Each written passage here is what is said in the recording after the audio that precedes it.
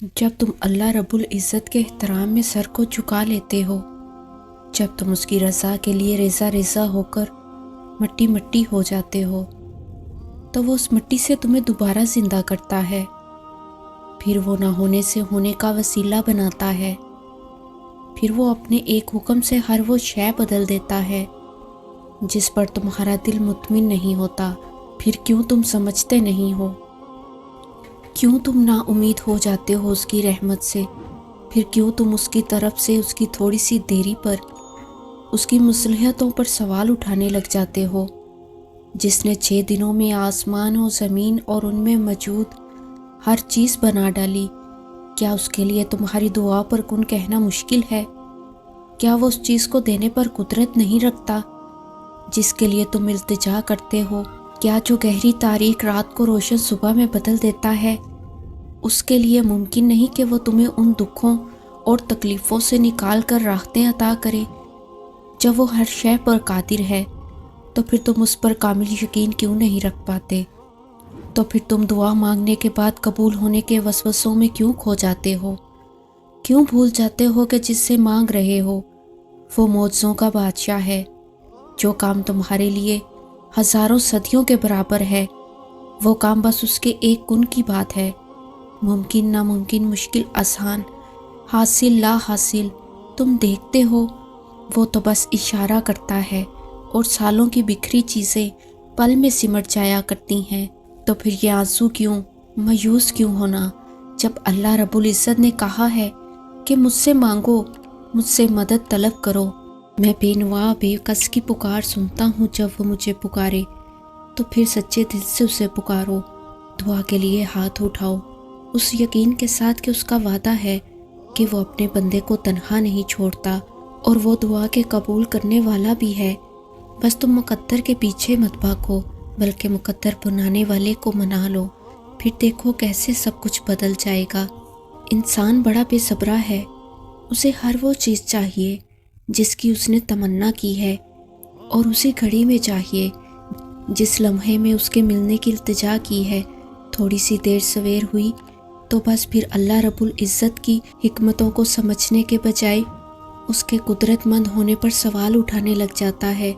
نہیں سوچتا کہ اس چیز کے دیر سے ملنے یا نہ ملنے میں کتنے گہرے راز پوشیدہ ہیں۔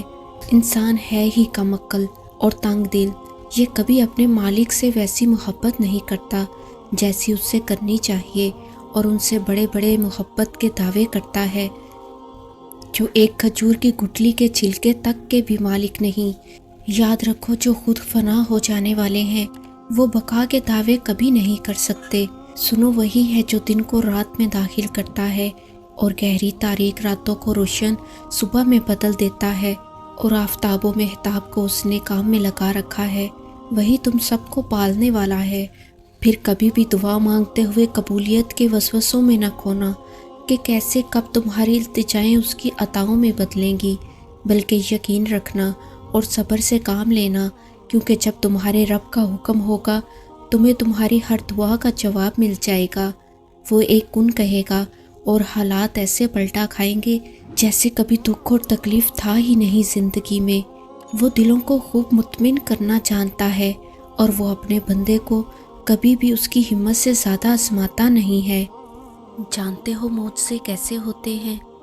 جب تم اللہ رب العزت پر اندھا یقین رکھتے ہو، جب تم اس یکتا کو خود کے لیے کافی کر لیتے ہو اور جلد بازی نہیں کرتے، تب اللہ رب العزت تمہارے لیے چھوٹے چھوٹے ذریعے بناتا ہے، اور پھر رفتہ رفتہ تمہارے قدموں کو انہی ذریعوں کی جانب موڑنے لگتا ہے۔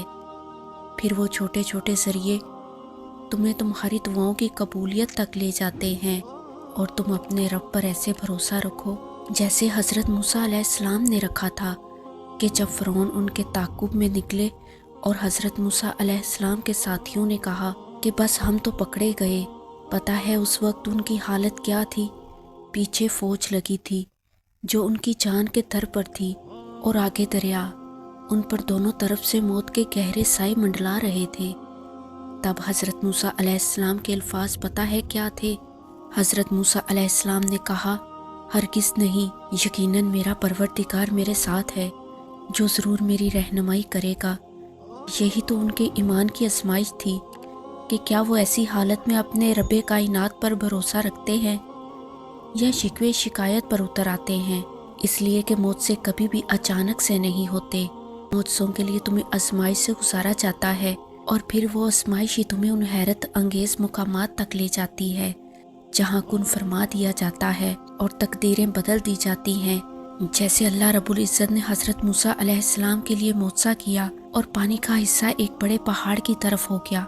پھر قرآن کریم میں ارشاد باری تعالیٰ ہے، اور ہم وہاں دوسرے فریق کو بھی نزدیک لائے، اور ہم نے موسیٰ اور اس کے ساتھیوں کو نجات دی، اور پھر ہم نے دوسرے فریق فرعون کو غرق کر دیا۔